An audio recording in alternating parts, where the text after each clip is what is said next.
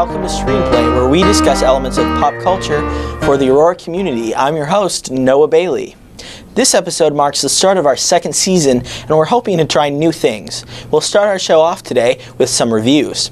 Joining me in the studio today will be our music editor, Sam Case, and our guest reviewer, Carrie Huizinga. We'll also be joined by Ernesto Perez with his submitted review. First up will be Sam Case, who reviewed the musical duo, Odessa. So Sam. Yes. Who is Odessa? They're a duo. They fall under the electronic genre. Mm-hmm. They're actually from the United States, because I know I did a lot of reviews before where they're from Europe. They're from here. Yay, 1 point for us. Very cool. And they're based in Seattle. They just formed in 2012. Nice. And how many albums do they have? They've had 2 full lengths and 1 EP, so they've done a decent amount in 2 years. Since 2012, yes. Yeah. That is like 3 albums in not even 3 years. Yeah, that's crazy, but that's awesome.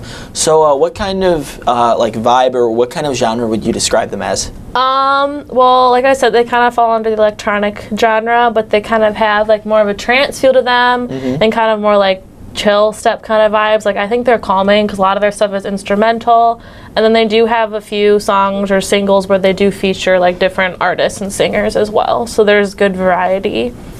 Okay, very cool. So how did you hear about them? Because this doesn't sound like, a duo that would be on the radio. No, they're not. I had a friend who recommended them to me a few months ago, and I kind of ignored him because that's how I treat him, I guess. And so I didn't really listen to them. I kind of just forgot about it too. And then a few months later, I was listening to Pandora station, and some song came up that I really liked. I looked it up, and I later realized it was the band he told me about. And I told him that I heard them, and he was a little annoyed I didn't take his recommendation. I should have, because they are really good, but I'm glad I got another chance to listen to them again on Pandora. Very cool. Now, is there they sound like a great duo.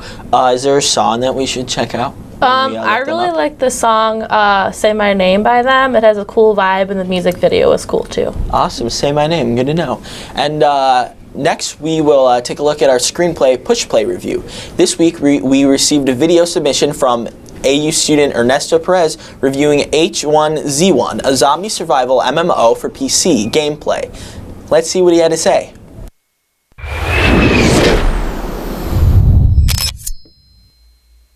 H1Z1 is a zombie survival MMO that was released on January 15th, 2015 via Steam's Early Access for $20. H1Z1 is in its alpha stage and is planned to be released as a free-to-play game later this year. Sony Online Entertainment is a developer for the game by Columbus Nova and now is known as Daybreak Game Company. This has led me to regret buying this game because I had high hopes that having a parent company like Sony would bring a quality game like SOE's previous title, PlanetSide 2.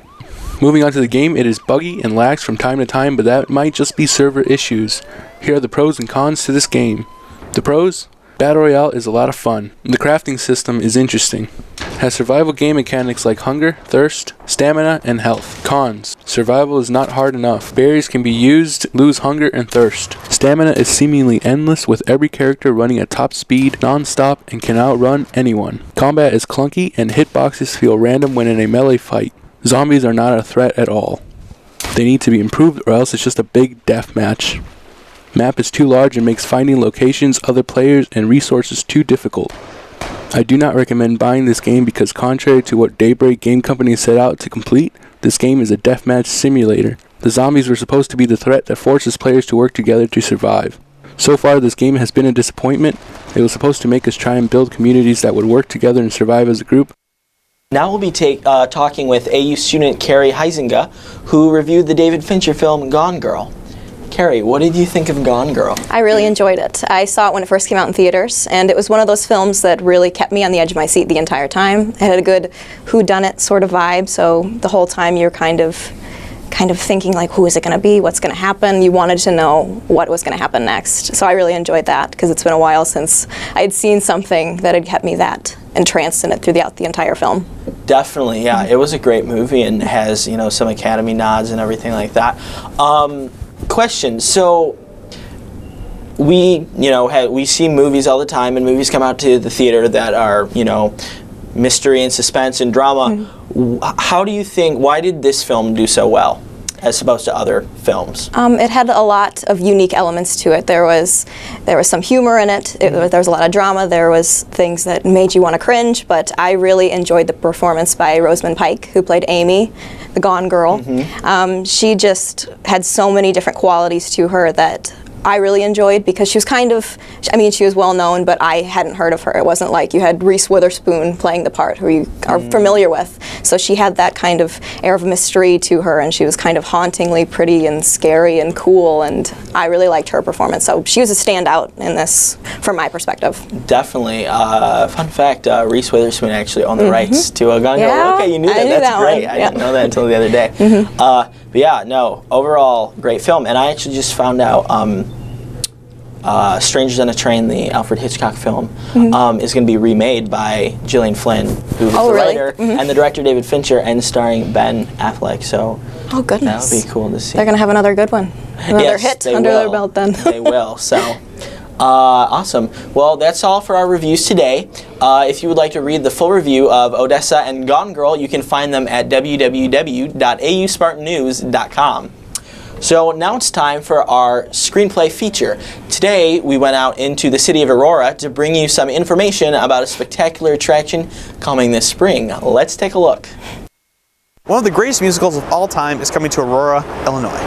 Les Mis will be playing at the Paramount Theater from March 18th to April 26th. Based on the novel by Victor Hugo, the musical, commonly referred to as Les Mis, centers around ex-convict Jean Valjean as he searches for redemption around the time of the French Revolution.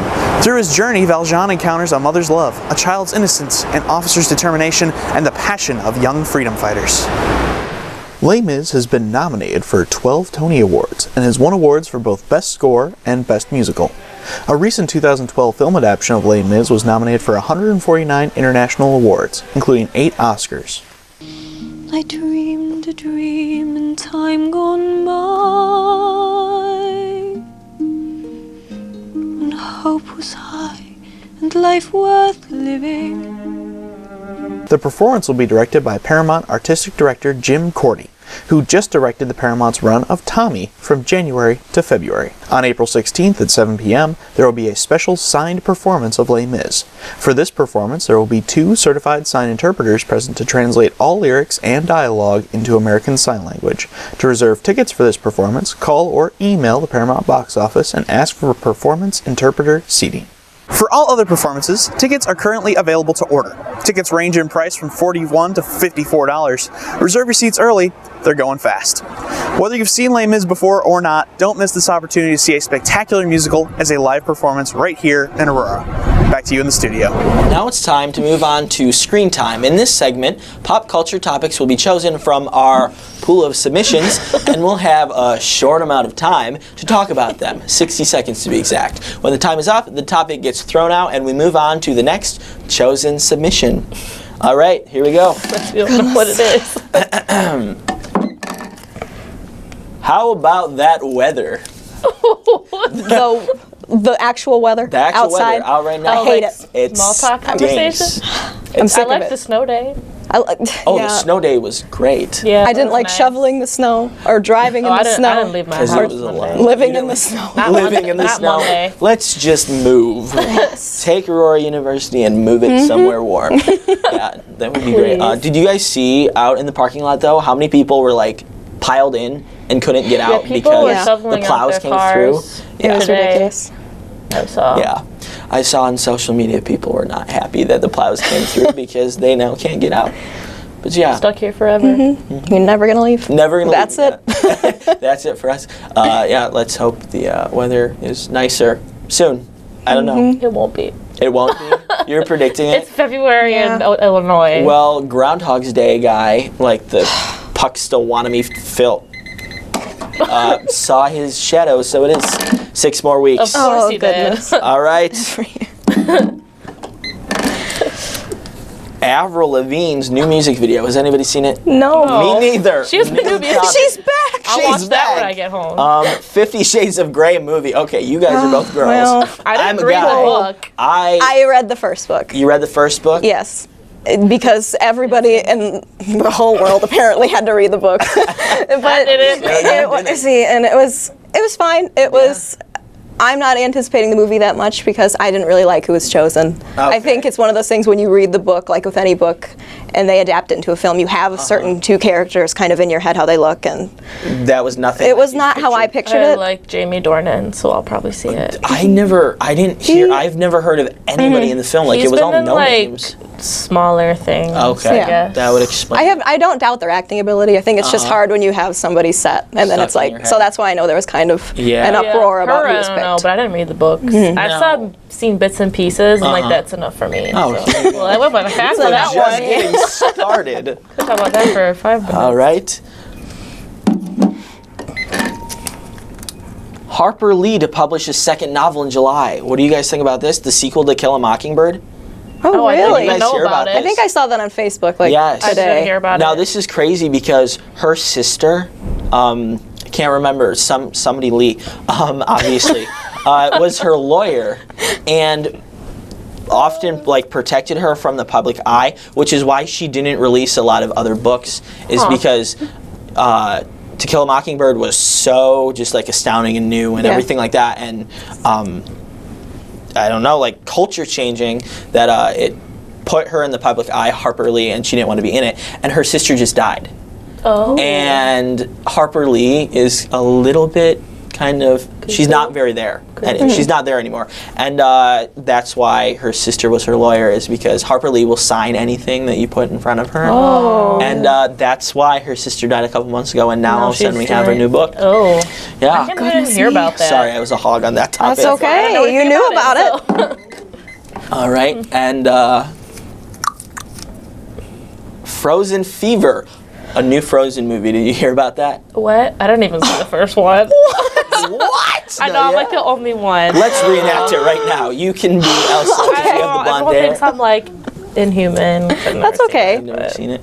It wasn't my favorite Disney movie of all time. I've heard Some mixed people things. better. That's what I've heard. Some people have say Tangled. pegged it as like this is best. the best thing in the world, and I don't know. Everyone my age says they like Tangled better, but like a lot of kids are like Frozen. Like, Yes, they love it. I so agree. I don't know. Well, because I feel like Tangled is a little bit more adultish. Like they almost were Haven't gonna like seen rate either, that so I don't PG-13. I know, but yeah, I don't know. So this will be weird because it'll be like the opposite of what it is, because is it? So it's like Frozen 2, basically? Yeah, Making but a sequel? yeah, And but it's, at like, the same different? time, it's going to be different because now that she can control her powers, it's like I don't think it's as like it's not going to be Frozen anymore. I don't know. Oh, yeah, I guess. And I don't know how they're going to be able to beat Let It Go. I You know? don't think they will. They won't. I've at least heard that song. There you go. Dancing at Lunasa for AU Theater. So we have the honor of having a cast member for Dancing at Lunasa, Carrie. Yes. Can you tell us some stuff about the show? Okay, well, it's an Irish sort of play. It's set in Ireland in like the 1930s, I believe, and it's 5 unmarried sisters all live together, and they have, one of the sisters has a young son who will play the part as an adult, so he'll narrate as if he's an adult, but then kind of go back to his childlike state and experience the play that way too. So it's a really interesting concept. So it's a drama, so there are parts of it that are pretty sad, but it should be a fun one. It's Stacey Panich is the director. She's wonderful. Cast will be great, so it's going to be a good one. I'm very excited. Yes, I'm very excited for that too. So when are the when is the performance? I believe, I want to say, I know one of the dates is like the week before finals, I believe. Okay, so in like April. All right, so thank you very much for joining us today. That's all the time that we have. Thanks Sam and thanks Carrie for being on the show, and thank you to Ernesto for your video submission. For those of you watching, if you have a topic you want to submit to us or something you would like us to review, mention AU Spartan Media on Twitter or use the hashtag AU Screenplay. I'm your host, Noah Bailey. We'll be back again next time with more pop culture reviews. See you later.